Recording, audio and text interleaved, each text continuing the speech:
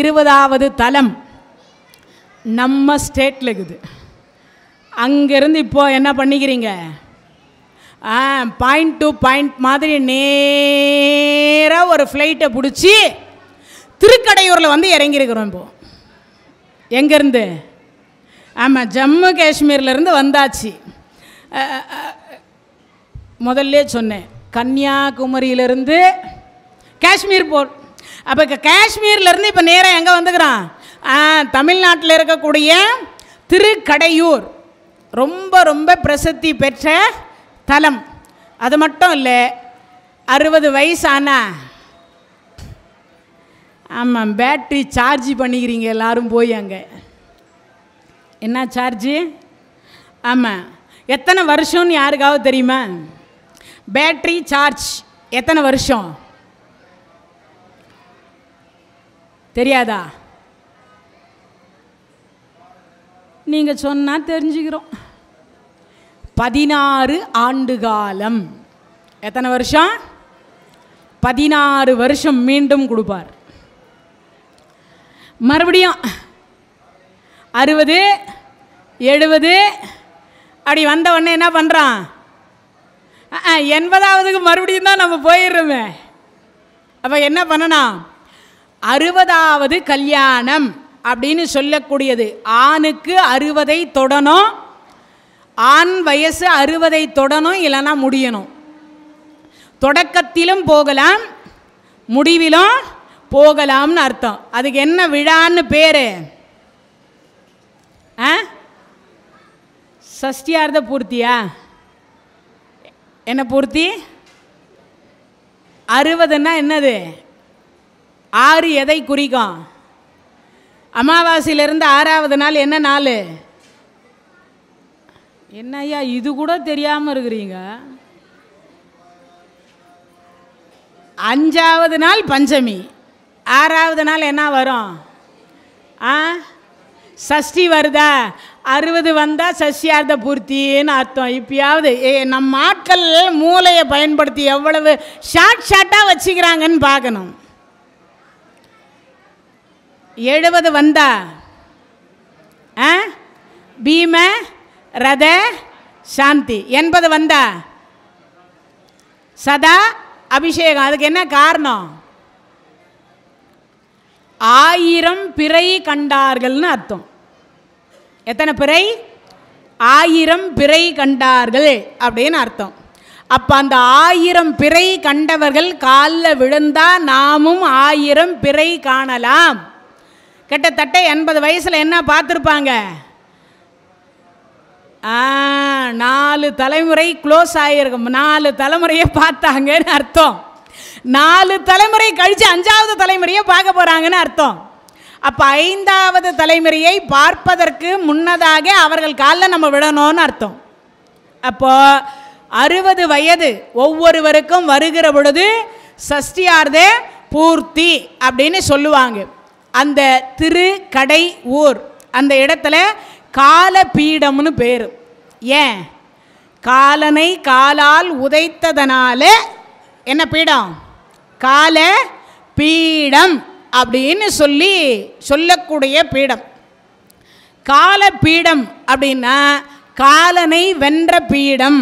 காலன் யாரு? யமதர்ம ராஜா. அந்த யமதர்ம ராஜாவாக இருக்கக்கூடியவரை நம்மால் வெல்ல முடியுமா?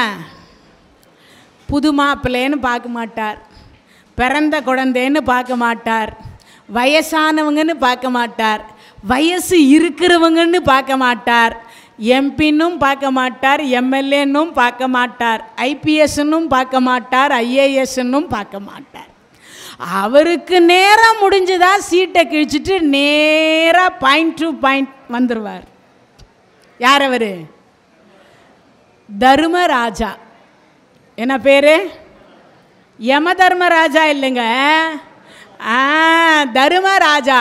காலம் தவறாமல் வருவதனால அவருக்கு காலன்னு பேர். யமன் என்று சொல்லக்கூடியதை உடம்பு வேற உயிர் வேற பிரிப்பதனால யமன் என்பது பெயர். தர்மராஜா அப்படின்னா என்ன அர்த்தம்? தர்மத்தின் வழியில் நடக்கக்கூடியவர், தர்மம் தவறாமல் இருக்கக்கூடியவர்னு அர்த்தம். யாருனாலும் தர்மம் தவறிடுவாங்க. ஆனால் தர்மராஜா மட்டும் என்ன பண்ணுவார்? தர்மம் தவற மாட்டார். அதுக்கு ஒரு கதை சொல்ல போகிறேன் இப்போ உங்களுக்கு எல்லாருக்கும். இந்திரன் மனைவி இந்திராணி ஒரு கிளி வளர்த்தா. 25 வருஷம் வளர்த்தா. ஆயுசு முடிய போகுது. கிளி உயிர் இழுத்து நிற்குது. அல்ட்ரா இந்திரங்கிட்ட சொல்லி, எங்க இந்த கிளி இறந்து போச்சுன்னா நானும் இறந்து போயிடுவேங்கன்னா. ஐயோ, நீ இல்லாமல் நான் எப்படி இந்த உலகத்தில் வாழ்கிறது? தேவலோகம் நல்லாவா இருக்கும் இந்திராணி இல்லாமல் இருந்தா?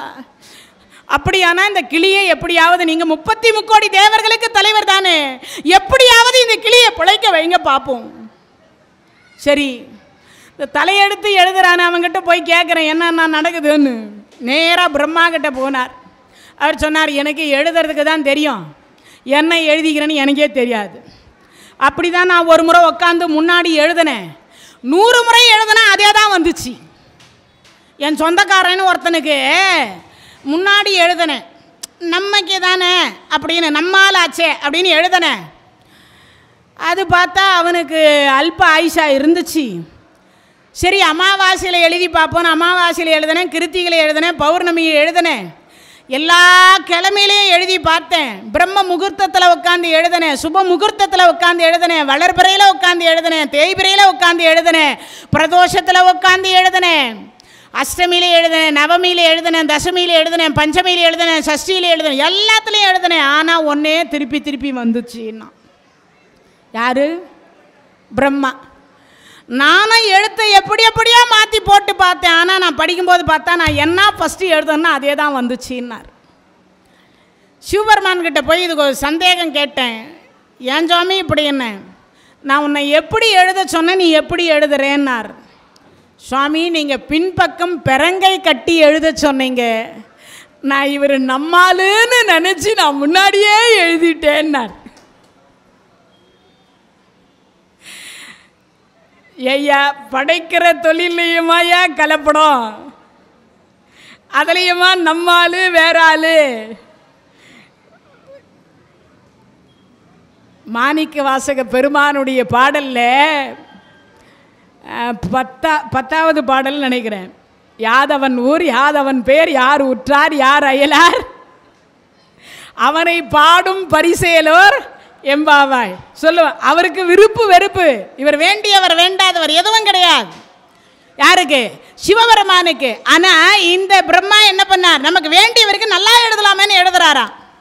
அதனால் என்ன பண்ணிட்டார், எழுதுகிற எனக்கே தெரியாது என்ன எழுதுறேன்னு, அதனால் இது எனக்கு தெரியாதுன்னார். அப்போ எப்படி எழுதுவீங்கன்னார், நான் பின்பக்கம் தான் எழுதணும்.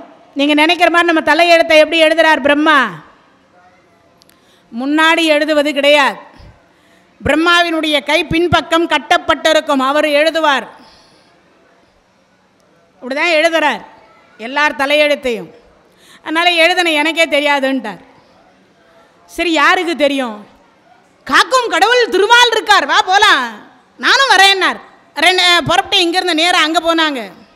போன உடனே திருமால் சொன்னார், உயிர் போகிற நேரத்தில் காப்பாற்றணும்னு சொல்லியிருக்கிறாங்க. அதுக்காக தான் என் கோயிலில் பார்த்தீங்கன்னா இந்த தீர்த்த பிரசாதம் கொடுக்குறாங்க. அதை கூட நம்மாலெல்லாம் என்னமோ வேண்டா வெறுப்பா, சாமியே ஊத்து, எல்லாருக்கும் கொடுக்குற கண்ணு முன்னாடி 3 நான் நிற்கிறேன், எனக்கு ஊற்றாமல் எங்கேயோ கொண்டு போய் ஊத்துற. ஆமாம், ஒரு கையை நீட்டிட்டு வேறு இப்படி நீட்டுவோம். ஏதோ கடமைக்கு வாங்கி குடித்தோம், அப்படி தானே வாங்குறீங்க. எப்படி வாங்கினோம்? மீண்டும் சொல்கிறேன், இடது கை பெண்ணாக இருந்தால் இந்த புடவையினுடைய முந்தானி மேலே போகணும், அதுக்கு மேலே வலக்கரம் போகணும். ஆணாக இருந்தால் உடனே நீங்கள் கேட்காதீங்க, நீங்கள் கேட்குறதெல்லாம் எனக்கு காதில் விழுந்துடுச்சு. நாங்கள் ஜீன்ஸு போடுறவங்களாச்சே, வேட்டி கட்டினா நாங்கள் வேட்டியை தூக்கி அப்படி போட்டு வாங்குவோம். நாங்கள் ஜீன்ஸு போடுறவங்க என்ன பண்ணுறது? ஜீன்ஸு போட்டு பெருமாள் கோயிலுக்கு போனீங்கன்னா அந்த கச்சிப்பு போட்டு அதுக்கு மேலே அப்படி வாங்கணும். இது எப்போ பயன்படுவதா ரொம்ப முக்கியம். யமதர்ம ராஜான்னு சொல்லிட்டு இருக்கிறோமே, அந்த யமதர்ம ராஜா பாச கயிறை போட்டு அப்படி தர தர தர தர தரன்னு இழுத்துன்னு போவாராம். எத்தனை நாள்? 16 நாள் தண்ணி இல்லாத காட்டு வழியாக தான் இழுத்துன்னு போவார். இந்த ஆன்மா தண்ணி தண்ணி தண்ணி தண்ணி தண்ணி தண்ணின்னு தவிச்சினே போகுமா. அது இந்துவாக இருக்கலாம், முஸ்லீமாக இருக்கலாம், கிறிஸ்தவராக இருக்கலாம், எல்லா ஆன்மாவும் அப்படி தான் போவோம். அப்படின்னா என்ன அர்த்தம்? எந்த கோயிலில், திருமால் கோயிலில் துளசி தீர்த்தத்தை பயபக்தியோடு ஒரு துளி கூட கீழே சிந்தாம, அது எதுக்காக இந்த இடது கையில் ஒரு ஆடையை போட சொல்கிறேன்னா, வாங்குகிற பொழுது இந்த விரல்களில் நமக்கு சந்து இருக்கு. அப்போ என்ன ஆகும்? அது கீழே சிந்தும். அப்படி சிந்துக்கிற பொழுது அந்த ஆடையில் அது நனைஞ்சிரும். அது ஒரு துளி கீழே விழுந்து நம்ம காலால் மிதிச்சோன்னா யமதர்மராஜா நம்ம தொண்டைக்குடியில் காலை வச்சு இழுத்துன்னு போவார்னு அர்த்தம். நிஜமாவான்னு கேட்காதீங்க, நான் சொல்லலை, கருட புராணம் சொல்லுது. நான் சொல்லலை, யார் சொல்கிறது?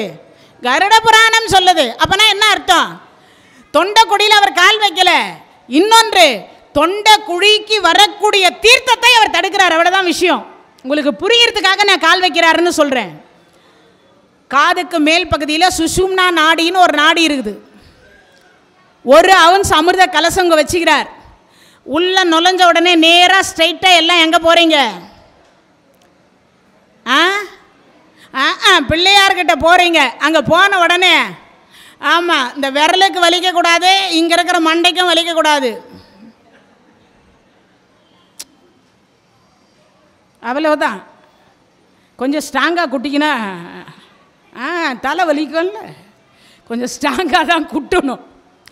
குட்டுவது என்ன பண்ணணும்? கொஞ்சம் ஸ்ட்ராங்காக குட்டணும். ஒரு குட்டை அப்படி குட்டி கொண்ட உடனே அந்த அமிர்த கலசம் எப்பயும் இப்படி நிறைஞ்சு இருக்கும். ஒரு துளி அப்படி மேலே நமக்கு உடம்புக்குள்ளே சிந்தும்.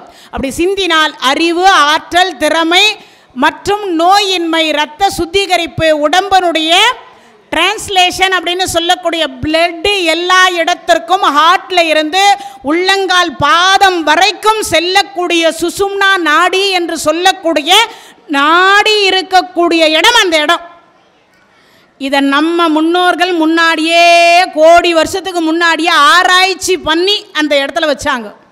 எல்லா கோயிலையும் முதல்ல பிள்ளையார் இருப்பார். வந்த உடனே அப்படி குட்டிக்கிட்டாங்கன்னா என்ன வரும்?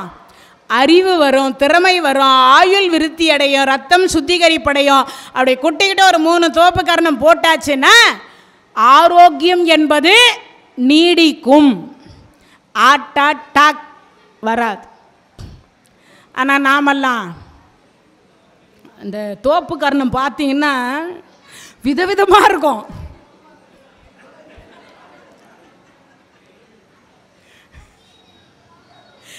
உட்காந்தும் எந்திரிக்கிறதுல, பிள்ளையாரையும் பார்க்கறதுல.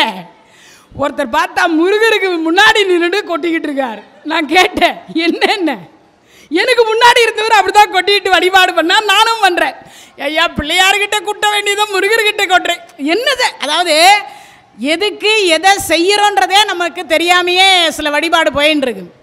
அந்த சுசும்னா நாடியில் பெருமாள் கோயிலில் கொடுக்கப்படக்கூடிய தீர்த்த பிரசாதத்தை தேக்கி வைத்திருந்து அப்பா, அம்மா, அண்ணன், தம்பி, உற்றார், உறவினர், அமாவாசை, கிருத்திகை, பௌர்ணமி, ராவுகாலம், யமகண்டம், நடு ரோடு எந்த இடமாக இருந்தாலும் பிராணனை பிடிப்பதற்கு யமன் நேரம் தவறாமல் வருகிற பொழுது இந்த அமுத கலசத்திலிருந்து தன்னாலேயே இந்த தொண்டை குழிக்கு கொண்டு வந்து சேர்க்கக்கூடிய வேலையை செய்யக்கூடியவர் திருமால்.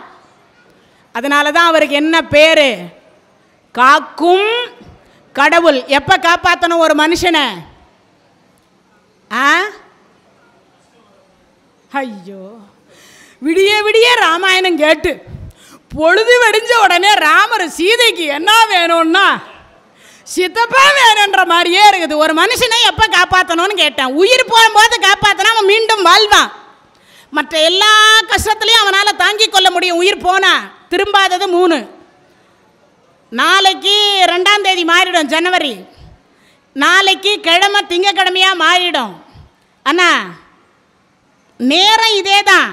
ஆனால் என்ன கிடைக்காது? போனால் திரும்பாதது காலம், போனால் திரும்பாதது உயிர், போனால் திரும்பாதது மானம். இது 3ம் போனால் திரும்புறதுக்கு வாய்ப்பே கிடையாது. அப்போ போனால் திரும்பாத உயிர், மானம் போனால் கூட உயிரோடு வாழலாம். காலம் போனால் அடா இந்த வருஷம் இல்லைப்பா 2024 பார்த்துக்கலாம், ஜனவரி 1 அன்னைக்குன்னு விட்டுடலாம். என்ன வருஷம் தானே மாறப்போகுது, மாறினா மாறட்டும் அப்படின்னு விடலாம். ஆனால் உயிர் போனா 24 பார்க்க முடியும், 24 நிமிஷத்தையே பார்க்க முடியாது. அப்புறம் எங்கேருந்து 24 பார்ப்பது? அப்போனா என்ன அர்த்தம்? உயிர் போகிற பொழுது காப்பாற்றணும். அது நாம முறைப்படி இந்த தீர்த்தத்தை வாங்கி அருந்தி இருந்தால், புண்ணியம் செய்தவராக இருந்தால் மீண்டும் சில காலம் இந்த பூமியில் வாழலாம்னு அர்த்தம். அதனால தான் திருமாலுக்கு என்னது பெயர்? காக்கும் கடவுள். நல்லா ஓங்கி ஒரு கை தட்டலாமே. எனக்கு இல்லை, திருமாலுக்கு. உயிரை காப்பாற்றுற கடவுள், துளசி தீர்த்தத்துக்குரிய மரியாதை, அவ்வளோதான் விஷயம், வேற ஒன்றும் இல்லை. அப்போது இந்த யமன் என்று சொல்லக்கூடியவன் அந்த துளசி தீர்த்தம் கொடுக்குறாள், அதனால தான் அவருக்கு பேர் என்னது? காக்கும் கடவுள். இப்போ இந்த கதையை அங்கே சொன்னார். யார்கிட்ட சொல்கிறாரு? பிரம்மா கிட்டையும் இந்திரன் கிட்டையும் சொல்கிறார் இந்த கதையை. என்னென்ன இங்கேருந்து போய்க்கிறாங்களே கிளி உயிரை காப்பாற்றுறதுக்கு, அங்கே சொல்கிறார் இந்த கதையை. சொன்ன அடுத்த வினாடி பார்த்தார். அப்போ உங்களாலே ஒன்னால் அவருக்கு தெரியும் எல்லாம். ஆமாம், உள்ளக்கிறவருக்கு. சிவபெருமான் கைலாசநாதருக்கு தெரியும் எல்லாம். வாங்க எல்லாம் கைலாயத்துக்கு போகலாம். இப்போ பாருங்கள், நாங்கள் எத்தனை ஊருக்கு போய்கிறோம். நாம் பார்க்குறதோ திருக்கடையூர், ஆனால் போனது எங்கே? பிரம்மலோகத்துக்கு போயிட்டு வந்துட்டீங்க, வைகுந்தத்துக்கு போயிட்டு வந்துட்டீங்க, இப்போ கைலாசத்துக்கு போய்க்கிறீங்க. காஷ்மீர்லேருந்து கைலாசம் வரைக்கும் போயாச்சு. இந்த மாதிரி ஒரு கதை எங்கேயாவது இருக்குமா? வாய்ப்பே கிடையாது. இப்போ நேராக கைலாயத்துக்கு போனாங்க. யார்? பிரம்மா, இந்திரன், காக்கும் கடவுள், திருமால். 3 பேர் ஆயிட்டாங்களா? இப்போ 3 4வது இடத்துக்கு போய்க்கிறாங்க. எங்கே? கைலாசத்துக்கு போய்க்கிறாங்க. எல்லாம் லாஸாக போனாலும் லாஸ் ஆகாத இடம் எது? அதனால் கைலாசுக்கு போய்க்கிறாங்க. போனவங்க பார்த்தாங்க, சிவனை வணங்கினாங்க. சுவாமி, இந்திரா அழுதார், என் பொண்டாட்டி செத்துருவேன்னு சொல்கிறா சுவாமி, அதனால் அவள் இல்லாமல் நான் எப்படி வாழ்கிறது? நீ ஒன்றும் கவலைப்படாது இந்திரா, எனக்கும் அதை பற்றி ஒன்றும் தெரியாது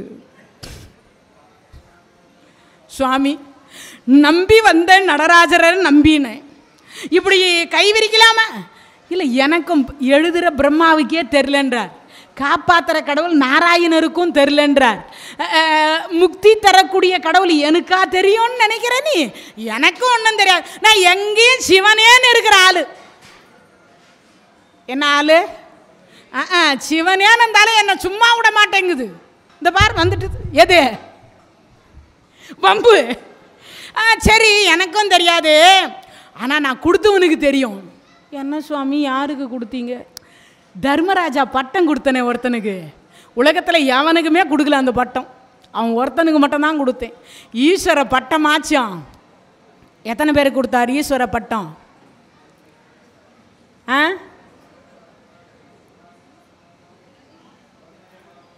சனீஸ்வரர் 1, ராவணேஸ்வரர் 2, இன்னொருத்தர் யார்?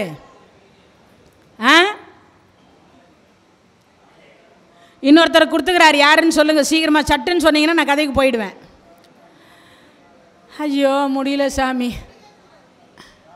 இல்லையே, அவங்கெல்லாம் காவல் இங்கேயே இருக்கிறவங்க, நந்திகேஸ்வரர் சண்டிகேஸ்வரர்லாம் இங்கேயே இருக்கிறவங்க. பட்டம் தவம் செய்து வாங்கியவ பட்டம். அட ஒன்று சரி, நானே சொல்லிடுறேன், இவ்வளவு தான் இருப்பார் அவர். பார்வதி திருக்கல்யாணத்தின் பொழுது எங்கே கொண்டு போய் நிற்க வச்சாரு? பொதிகை மலை என்று சொல்லக்கூடிய மலையில் போய் நின்றது எதனால் நின்னார்? ஈஸ்வரருக்கு சமமாக நின்றதனால் அவருக்கு அகத்தீஸ்வரர் அப்படின்னு பட்டம் கொடுத்தார். யாரு? ஈஸ்வரர் கொடுத்தார். தவம் செய்ததனால கொடுத்தார். ராவணேஸ்வரன் தவம் பண்ணதனால தான் கொடுத்தார். சனீஸ்வரர் தவம் செய்ததனால தான் கொடுத்தார். அகத்தீஸ்வரர் தவம் செய்ததனால கொடுத்தார். இவங்க 3 பேருக்கு ஈஸ்வர பட்டம் கொடுத்தார். ஆனால் தர்மராஜா பட்டம் ஒருவருக்கு கூட கிடையாது. ஒரே ஒருத்தர் யமனுக்கு மட்டும் தான் கொடுத்தார். எல்லாம் விடுங்க தேர. எங்க? ஆமாம், நீங்கள் யாரும் போக வேணாம் அங்கே. அப்புறங்க அங்கே போனால் நம்ம கதியெல்லாம் என்ன ஆகிறது? போனால் திரும்பாத இடம் அது, அதனால் அங்கே போக வேணாம். அவங்க 4 பேர் மட்டும் போட்டு, பிரம்மா, இந்திரன், திருமால், ஈஸ்வரன் 4 பேர் போனாங்க யமலோகத்துக்கு. 4 பேரையும் ஒன்னா பார்த்தா இந்திரன் எப்படி இருக்கும் தர்மராஜாவுக்கு? ஓட்டமாக ஓடி வந்தார். முதல்ல சிவபெருமான் காலை தொட்டு வணங்கினார், திருமால் காலை தொட்டு வணங்கினார், பிரம்மா காலை தொட்டு வணங்கினார். அதுக்கப்புறம் இந்திரா நலமானார், நலம்னார். இந்திரனுக்கு கொஞ்சம் கர்வம். 3 பேர் காலை மட்டும் தொட்டார், நம்ம காலை தொடவே இல்லையேன்னு. நம்ம ஆட்கள்லையே எவ்வளோ பேர் இருக்கிறோம். அப்படி இருக்கும் பொழுது அவனுக்கு இருக்காதா கர்வம்? அவன் பார்த்தார், ஏன் என்னை மட்டும் வணங்கவே இல்லை, நீயும் என்ன மாதிரி ஆள். நான் அவர் படைக்கிறதுனால, இவர் காப்பாற்றுறதுனால, இவர் முக்தி தர்றதுனால இவங்க 3 பேர் வேலைக்கும் நான் உதவி ஆளர். பிரம்மா படைத்த உயிரை பிடிக்கலைன்னா இந்த பூமி தாங்குமா? எல்லாம் நம்ம பாட்டன் பூட்ட எல்லாம் இங்கே இருந்தால் நம்ம கதி என்ன ஆகும்? கார்னீஸ்வரர் கோயில் தாங்குமா? தாங்காது. அதனால எல்லாரையும் கொஞ்சம் கொஞ்சமாக கொண்டு போகிறாங்க இல்லையா? அதனால 3 பேர் காப்பாற்றிட்டே இருந்தார்னா திருமாலுக்கு அவர் காப்பாற்றிட்டே இருந்தார். யமன் பிடிக்கலைன்னா என்ன ஆகும்? பூமி தாங்காது. அடுத்து சங்கரா என்கின்ற முக்தி தரக்கூடிய தொழிலை செய்கிறவர் சிவபெருமான். என்ன பண்ண முடியும்? அவர் செய்யக்கூடிய தொழிலை இவர் உயிரை பிடிக்கலன்னா அவர் முக்தியை கொடுக்க முடியுமா? கொடுக்க முடியாது. அப்போ அந்த 3 பேருக்கும் இவர் என்னவா இருக்கிறார்? வேலைக்காரனாக இருக்கிறார். முதலாளி யாரு? இவங்க 3 பேரும் முதலாளி. ஆனால் இந்திரன் முதலாளி கிடையாது. என்ன மாதிரி நீயும் ஒரு தொழிலாளி அப்படின்னு அவரை கட்டி அணைத்து கேட்டார். 4 பேரும் வந்துக்கிறீங்களே, என்ன விஷயம்னார். 4 பேரும் வந்ததனுடைய காரணம் சொல்கிறாங்க. இந்திரனுடைய மனைவி ஒரு கிளி வளர்த்தா, அந்த கிளி இனிப்போவோ அப்போவோ உயிர் பிரிகிற நிலையில் இருக்கு. யமனே எப்படியாவது அந்த ஓலை கீழே விடுவதற்கு முன்னதாக நீ என்ன பண்ணுறன்னா அந்த ஓலையை பிடிச்சி மீண்டும் ஒரு 25 வருஷம் எழுதி கொடுத்துரு. அதனால தான் எழுதுகிற கடவுளையும் கூடவே கூட்டு வந்துக்கிறேன், காப்பாற்றுற கடவுளையும் கூடவே கூட்டு வந்துக்கிறேன், சங்கரான்னு சொல்லக்கூடிய முக்தி தரக்கூடிய கடவுளையும் கூடவே கூட்டு வந்திருக்கிறேன். இவங்க 3 பேரை வச்சு ஆயுளை நீட்டித்து கொடு இந்திரன் சொன்னான். இவங்க 3 பேர் சொல்லி நான் கேட்க மாட்டேன், நான் சொல்லுவேன். முதலாளி சொன்னால் தொழிலாளி கேட்டு தானே ஆகணும். கண்டிப்பாக கேட்குறேன், வாங்க. ஆனால் எனக்கும் தெரியாது, யமலோகத்தில் ஒரு மண்டபம் இருக்குது. எல்லாருடைய ஆயுளையும் ஒரு ஓலையில் எழுதி ஒரு கயிறில் கட்டி தொங்க விட்டு வச்சுக்கிறோம், நூலில். அப்படி நம்ம உயிரெல்லாம் எதில் ஊசலாடின்னு இருக்குது. ஆமாம், ஒரு நூலில் ஒரு ஓலையில் ஊசலாடின்னு இருக்குது. அப்படி இருக்கும் பொழுது கரெக்டாக 5 பேர் உள்ளே நுழையிறாங்க. இந்திரன், யமதர்மராஜா, பிரம்மா, விஷ்ணு, சிவன் 5 பேரும் உள்ளே நுழைஞ்சி கதவை திறந்தாங்க. ஒரு ஓலை அருந்து கீழே விழுந்தது. இந்திர சொன்னார், என்னமோ ஒரு ஓலை அருந்து விழுதே, இருங்க இருங்க அப்படின்னு. பூமியில் விழுறதுக்கு முன்னாடி யமதர்மராஜா எடுத்திருந்தா பரவாயில்ல, அது கீழே விழுந்துருச்சு. யமதர்மராஜா எடுத்தார். அவருக்கு படிக்கலை, அவருக்கு ஒரு கணக்கு பழகிறார், படினார். யார் அவர்? ஆமாம், சித்திரகுப்தர்.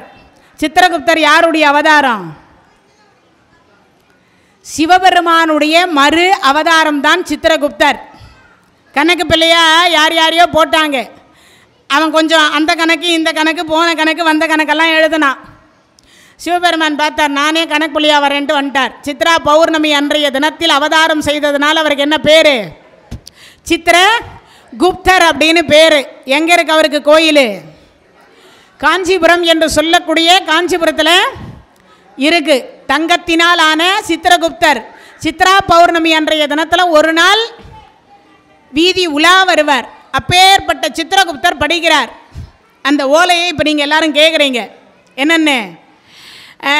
யமதர்மராஜா, இந்திரன், சிவபெருமான், பிரம்மா, விஷ்ணு 5வரும் சேர்ந்து இன்றைய தினத்தில் இந்த யமலோகத்தில் இருக்கக்கூடிய ஓலை எழுதியிருக்கக்கூடிய கணக்கு இருக்கக்கூடிய இடத்திற்கு 5வரும் கதவை திறந்து ஒன்றாக உள்ளே நுழைகிற பொழுது அந்த கிளியினுடைய உயிர் பிரிய கடாவது. அவ்வளவுதானா? கை தட்டுறது அவ்வளவுதானா?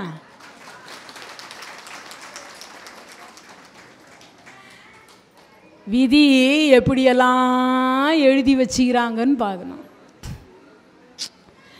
ஐவரும் சேர்ந்து யமலோகத்திற்கு வந்து யமன்கிட்ட இருக்கக்கூடிய கணக்கை அந்த கதவை திறந்து உள்ள 5 பேரும் நுழைகிற பொழுது கிளிக்கு உயிர் போகணும்னு எழுதி வச்சுக்குது.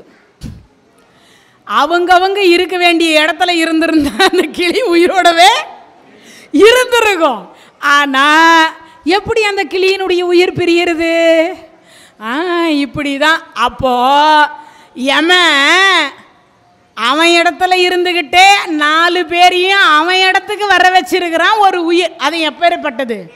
தேவர்கள் உயிர் கிடையாது, ஒரு யானை, சிங்கம், புலி, கரடிகள் உயிர் கிடையாது, ஒரு மனிதர் உயிர் கிடையாது. யாருடைய உயிர்? சாதாரணமாக இந்திராணி வளர்த்த ஒரு கிளியினுடைய உயிரை பிடிப்பதற்கு இவ்வளவு திருவிளையாடல் நடந்தால்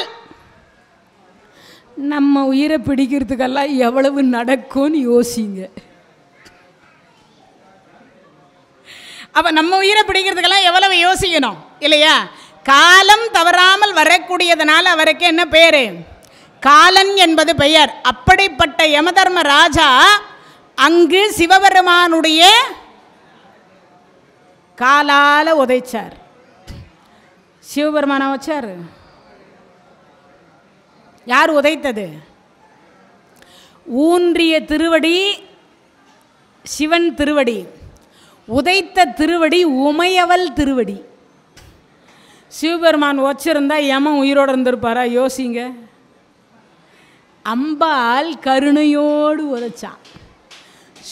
அப்பா அடிக்கிற அடி ஒவ்வொன்றும் இடி மாதிரி இருக்கும். அம்மா என்ன பண்ணுவா? எங்கே அப்பா அடிச்சிருவாரோன்ற பயத்தில் அம்மா அடிக்கிற மாதிரி பாவனை பண்ணுவா. அதான் அம்மா. 1000 தந்தைக்கு சமம் ஒரு அம்மா.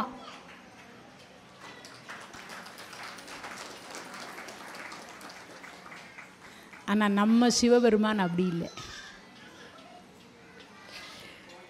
1000 தாயும் கொடுக்க முடியாத அன்பை கொடுக்கக்கூடியவர் நம்ம சிவபெருமான். அதனால தான் அவருக்கு என்ன பேர்? அம்மை அப்பர்னு பேர். அம்மை அப்பர்னு பேர். எங்கே நான் அவனை உதைத்தால் அவன் இறந்து விட்டால் மீண்டும் ஒரு யமனை படைத்து அவன் கையில் தொழிலை கொடுக்கணுமேன்னு ஊன்றிய திருவடி சிவன் திருவடி, உதைத்த திருவடி உமையவள் திருவடி. அர்த்தநாரீஸ்வரராக இருந்து உதைச்சாங்க. என்னவா இருந்து உதைத்தாங்க? அர்த்தநாரீஸ்வரராக இருந்து உதைக்கிறாங்க. அப்பேற்பட்ட ஒரு இடம். எந்த இடம்?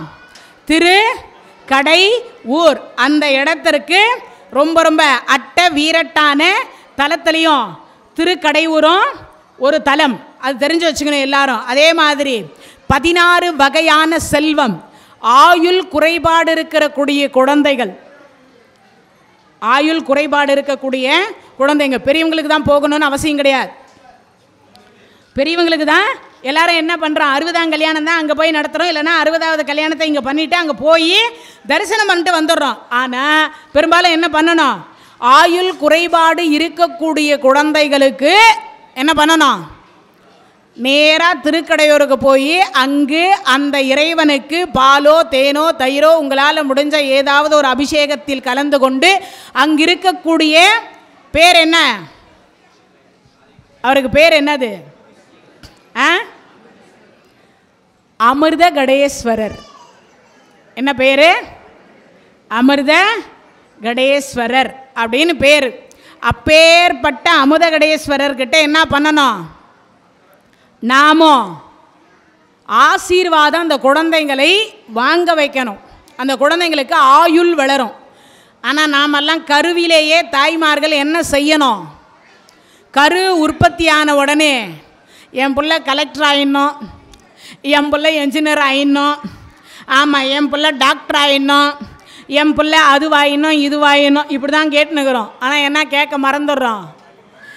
ஆயுளை கேட்க மறந்துடுறோம். 2 கேட்டால் போதும் எல்லா குழந்தைங்களுக்கும். ஒன்று ஆயுள் கேளுங்க, இன்னொன்று அறிவை கேளுங்க. அறிவும் ஆயுளும் இருந்தால் கற்றவருக்கு சென்ற இடமெல்லாம் சிறப்பு அப்படின்னு அர்த்தம். அப்போனா என்ன அர்த்தம்? குழந்தைங்களுக்கு என்ன கேட்கணும்? ஆயுள் கேட்கணும். எல்லா குழந்தைகளுக்கும் ஆயுள் கேட்கணும். அப்போ எல்லா இறைவன்கிட்டையும் ஆயுள் கேட்கணும். ஆயுள் குறைபாடு இருக்கக்கூடிய குழந்தைகளை அங்கே கொண்டு போய் அங்கே அவர்கள் பெயரில் அர்ச்சனை பண்ணி அந்த குழந்தைய ஒரு நாள் இரவு அங்கு தங்கியும் வரலாம். ஒரு நாள் இரவு திருக்கடையூரில் தங்கியும் வரலாம். அதே மாதிரி அங்கு பசுவுக்கு யானைக்கு தீனி கொடுத்து வந்தால் ஆயுள் விருத்தி அடையும்னு பேர். அங்கே இருக்கக்கூடிய இறைவன் பெயரை சொல்லி அங்கே நம்ம குழந்தைங்களுக்கு அர்ச்சனை அப்படின்னு சொல்லக்கூடியதை பண்ணலாம். அதே மாதிரி சில பொருத்தத்தில் பார்த்தீங்கன்னா திருமண பொருத்தத்தில் கணவனுக்கோ மனைவிக்கோ வந்து பார்த்தீங்கன்னா எல்லா பொருத்தமும் இருக்கும், ஆயுள் பொருத்தம் மட்டும் இருக்காது.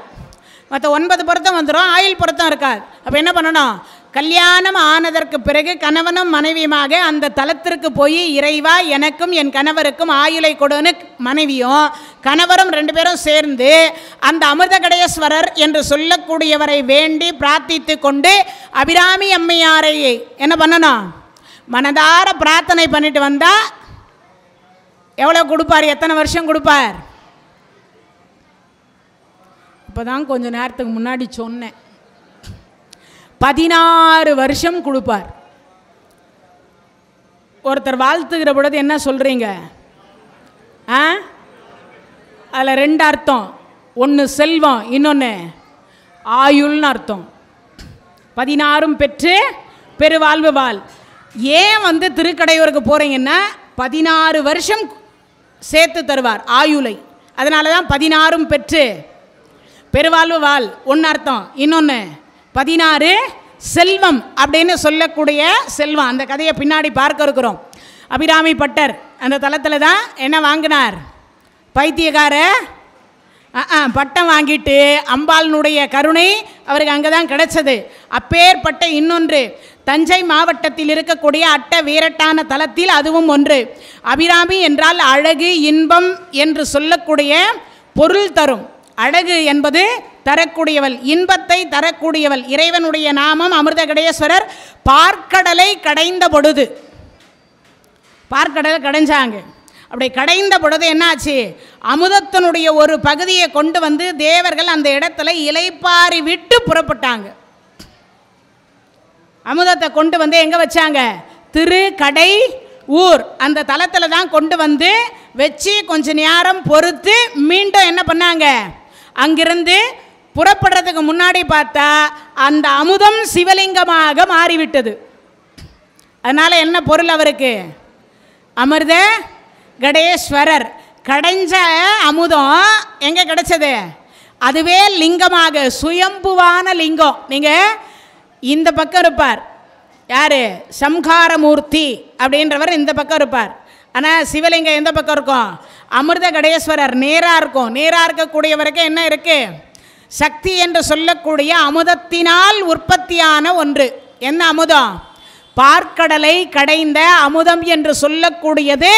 அதனாலே லிங்கம் உற்பத்தியானது. சுயம்புவான லிங்கம், யாரும் வச்ச லிங்கம் கிடையாது. அது 33 கோடி தேவர்கள், உருத்திரர் 11 பேர், ஆதித்தர் 12 பேர், அஷ்ட வசுக்கள் 8 பேர், அஸ்வினி தேவர்கள் 2 பேர், மொத்தம் 33 பேர். ஒரு ஆளுக்கு 1 கோடி பேர். 33 கோடி தேவர்கள் அந்த அமுதத்தை ஒரு குடத்தில் வைத்து கொண்டு அங்கே கொண்டு வந்து வச்சு இலைப்பாரி மீண்டும் அதை எடுத்துக்கிட்டு புறப்படலான்னு பொழுது அது அங்கேயே லிங்கமாக மாறியதனால அமிர்தகடேஸ்வரர் அப்படின்னு பேர். அந்த இடத்துக்கு போனால் ஏன் நமக்கெல்லாம் கிடைக்குது ஆயுள்? 33 கோடி தேவர்களுக்கு நரை திரை மூப்பு வராதது போல நமக்கும் ஒரு 16 வருஷத்தை யார் கொடுக்குறார்? சேர்த்து கொடுக்குறாருன்னு அர்த்தம். சேர்த்து கொடுக்குறார். அப்படிப்பட்ட ஒரு சிறப்புக்கு உரிய இடம் எது? திரு கடை ஊர். அதனால் இன்னொரு சிறப்பு அந்த தலத்தில் இருக்குது. என்னது? மிருகண்டு என்று சொல்லக்கூடிய முனிவர் பெருமான். அதுக்கப்புறம் யார்? அவருடைய மனைவி மித்ராவதி அப்படின்னு சொல்லக்கூடிய கணவன் மனைவி இருவரும் சேர்ந்து கல்யாணம் ஆகி குழந்தை பாக்கியம் இல்லை. ஏற்கனவே பலமுறை சொல்லியிருந்தாலும் மீண்டும் சொல்கிறேன். கல்யாணம் ஆகிட்டு குழந்தை இல்லாமல் போவதற்கு என்ன காரணம்? 3 காரணம். 1, மூதாதையர்களுக்கு திதி கொடுக்கலன்னா என்ன இருக்காது? சாபம் இருக்குமே. ஆனால் மூதாதையர்கள் சாபம் இருக்குமான்னா என்ன கிடைக்காது? குழந்தை பாக்கியம் கிடைக்காது. ரெண்டாவது, குலதெய்வத்தின் சாபம் இருக்குமே ஆனால் குழந்தை இருக்காது. மூன்றாவது, சிவன் சொத்து மொத்தத்தில் கோயில் சொத்து. என்ன அர்த்தம்? குல நாசம்னு பேர். அப்போது மொத்தத்தில் கோயில் சொத்து குலநாசம். அதனால் இந்த 3 காரணங்களுக்காக குழந்தை பாக்கியம் இருக்காது. ஆனால் மிருகண்டுக்கும் மித்ராவதிக்கும் அந்த பிரச்சனைலாம் இல்லை. ஏன்? அவங்க முனிவர்கள், முற்றும் துறந்தவர். அவர் கல்யாணம் ஆயிடுச்சு, ஆனால் தனக்கு வாரிசு இல்லையேன்னு ரொம்ப வருத்தம். அப்படி வருத்தப்படுகிற பொழுது தவம் இருக்கிறார் வாரிசுக்காக. நாமோ என்ன இருக்கணும்? நல்ல குழந்தை பிறக்க வேண்டுமானால் தவம் இருக்கணும். கல்யாணம் ஆன உடனே நல்ல குழந்தை பிறக்கணும்னு போகக்கூடிய அத்தனை ஆலயத்தில் என்ன கேட்கணும்? அறிவோடு ஆயுளோடு நல்ல குழந்தையாக. என்ன குழந்தை? நல்ல குழந்தையாக, பெரியவங்களை மதிக்கிற மாதிரி, தெய்வத்தை வணங்குற மாதிரி இருக்கக்கூடிய அறிவும் ஆயுளும் இருக்கக்கூடிய ஒரு குழந்தையை இறைவா எங்களுக்கு தர வேண்டும் பிரார்த்தனை பண்ணணும். எல்லாரும் என்ன பிரார்த்தனை பண்ணணும்? அப்படி ஒரு பிரார்த்தனை செய்யணும். அப்படி இவர்கள் என்ன பண்ணாங்க? இருவரும் குழந்தையை வேண்டி குழந்தைக்காக தவம் இருக்கிறாங்க, கணவனும் மனைவியும். அப்போது திதி கொடுக்கலன்னா என்ன இருக்காது? குழந்தை பாக்கியம் இருக்காது. அப்போனா என்ன பண்ணணும்? 12 அமாவாசைக்கு திதி கொடுக்கணும்னு அர்த்தம். திதினா நீங்கள் நினைக்கிற மாதிரி அந்தனரை வச்சு தான் கொடுக்கணும்னு அர்த்தம் இல்லை. யாவர்க்குமாம் இறைவனுக்கு ஒரு பச்சிலை, யாவர்க்குமாம் பசுவிற்கு ஒரு வாய்வுரை, யாவர்க்குமாம் உண்ணும் போது ஒரு கைப்பிடி, யாவர்க்குமாம் பேசுகிற பொழுது இன்னுரை தானே. அப்போனா என்ன அர்த்தம்? இறைவனுக்கு ஒரு பச்சிலை, பசுவிற்கு ஒரு கட்டு அகத்திக்கீரை. எப்போ கொடுக்கணும்? அமாவாசை அன்றைய தினத்தில் கணவர் இல்லாதவர்கள், மனைவி இல்லாதவர்கள், அப்பம்மா இல்லாதவர், மாமனார் மாமியார் இல்லாதவங்க, அண்ணன் தம்பி உற்றார் உறவினர் யாராவது இறந்திருப்பாரே ஆனால் ஒரு கட்டு அகத்திக்கீரையை பசுமாட்டுக்கு வாங்கி கொடுக்கணும். அதுக்கடுத்து என்ன பண்ணணும்? பச்சரிசி அன்னம். இப்போ யாருமே பார்த்தீங்கன்னா பெரும்பாலும் அது தெரியவே இல்லை. அமாவாசைக்கு என்ன சாப்பாடு படைக்கிறீங்கன்னா, நாங்கள் புழுங்கலரிசி தான் சாப்பிடுவோம், புழுங்கலரிசி தான் சமைக்கிறோம். பச்சரிசி அன்னத்தை தான் படைக்கணும். ஏன்னா ஏற்கனவே அந்த அரிசி வெந்து போன அரிசி. எது? புழுகல் அரிசி என்பது என்ன அர்த்தம்? வெந்துட்டது. பச்சரிசி என்பது கொஞ்சமாக அந்த படையலுக்கு மட்டும் போட்டுட்டு ஒன்றும் இல்லை, ஒரு டீஸ்பூன் நெய், கொஞ்சோண்டு என்ன பண்ணுவாங்க? பருப்பு, அவ்வளவுதான். அதை வச்சு காக்காய்க்கு வைக்கணும். வசதி இருந்தால் ஒரு வாழைக்காய், இல்லையா அகத்திக்கீரை, இல்லையா பாவக்காய், இல்லையா கருணைக்கிழங்கு, இல்லையா சேப்பங்கிழங்கு, ஏதாவது ஒன்றாவது சாப்பிட்ற மாதிரிக்குதா? எல்லாம் கசப்பு. ஏன்னா இங்கே வந்து அவங்க தங்கிடக்கூடாதுல்ல, அதுக்காக அதை போட்டு அமுச்சு வைக்கிறோன்னு அர்த்தம். தை அமாவாசை, புரட்டாசி அமாவாசை, அதுக்கப்புறம் என்ன அமாவாசை? ஆடி அமாவாசை. இது 3 அமாவாசைக்காவது கண்டிப்பாக திதி கொடுத்தே தீரணும். அதுக்கு சில பெண்கள் சொன்ன காரணம், எங்கள் மாமியார் பழக்கம் இல்லைன்னு சொல்லிட்டாங்க. என்னது? எல்லா பெண்கள்கிட்டையும் அன்பான ஒரு வேண்டுகோள், ஒரு கேள்வி. இதை நான் கேட்கணும்னு கேட்கல, கேட்கணும்னு தோன்றுறது, நான் கேட்குறேன், வேறு ஒன்றும் இல்லை. உங்கள் மாமியார் ஸ்டவ் பயன்படுத்தினாங்களா? கேஸ் அடுப்பு? தங்கத்தில் தாலி சரடு போட்டாங்களா? மிக்சி கிரைண்டரு டிவி யூஸ் பண்ணாங்களா?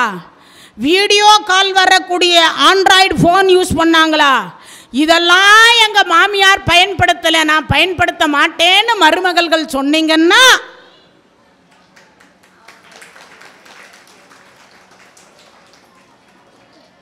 ஒத்துக்கலாம். எங்களுக்கு பழக்கம் இல்லைன்னு எங்கள் மாமியார் சொல்லிட்டாங்க. எப்பமா சொன்னாங்க? உயிரோடு இருக்கும்போது சொன்னாங்க. அப்படின்னா என்ன அர்த்தம்? இப்போ இல்லைன்னு அர்த்தம்.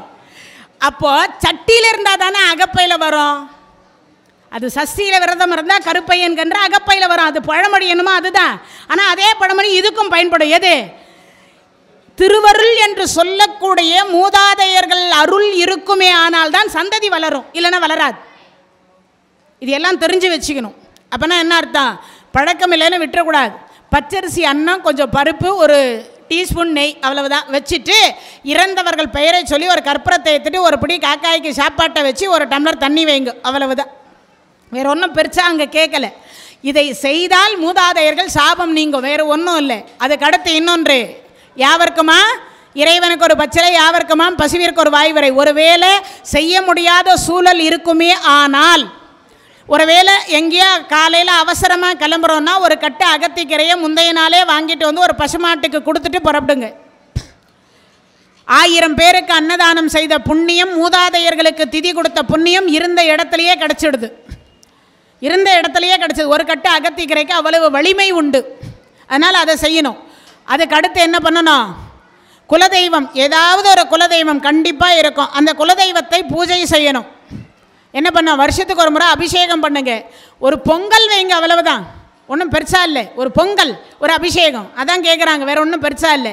அதை செய்தால் குலத்தை வாழ வைப்பதனால் அதற்கு குலதெய்வம்னு பேர், சந்ததியை வளர்க்கும்னு அர்த்தம், வேறு ஒன்றும் இல்லை. அடுத்தது கோயில் சொத்தை கொள்ளையடைக்கூடாது. அதனால் நீங்கள்லாம் பண்ணுறது எனக்கு நல்லாவே தெரியுது. என்னது, நாங்கள் சிவன் கோயிலில் வாங்குகிற விபூதியே செவுத்தில் கொட்டிட்டு போவோம், நீங்கள் என்ன மேடம்?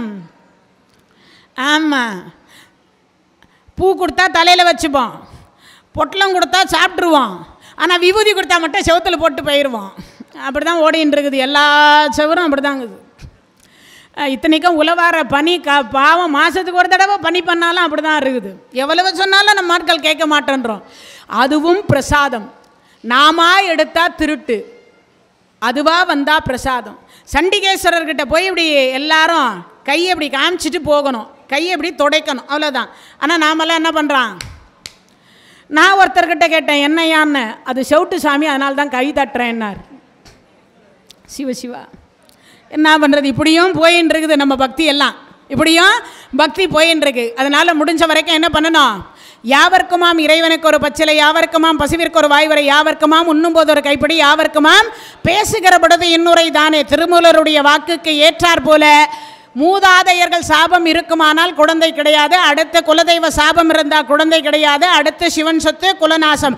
மொத்தத்தில் கோயில் சொத்தை கொள்ளையடைத்த நாம் நம்ம பிள்ளைகளுக்கு சந்ததிகளுக்கு சொத்து சேர்த்து வச்சா நம்ம வருங்காலத்தில் சந்ததியை கட் பண்ணி எந்த கோயிலுக்கு எடுக்கப்பட்டதோ அதே கோயிலுக்கு ரிட்டன் திருப்பி அந்த செல்வம் போய் சேர்ந்து விடும் என்பது ஐதீகம். அதனால் இவங்களுக்கு அந்த பிரச்சனை இல்லை. யாருக்கு, மிருகண்டு முனிவருக்கும் மித்ரா வதிக்கும். அப்படி தவம் இருக்கிற பொழுது இறைவன் சிவபெருமான் காட்சி கொடுத்தார். இந்த தகவல் உங்களுக்கு பிடிச்சிருந்தா லைக் பண்ணுங்க, உங்க ஃப்ரெண்ட்ஸுக்கு ஷேர் பண்ணுங்க, மறக்காம எங்க சேனலுக்கு சப்ஸ்கிரைப் பண்ணுங்க.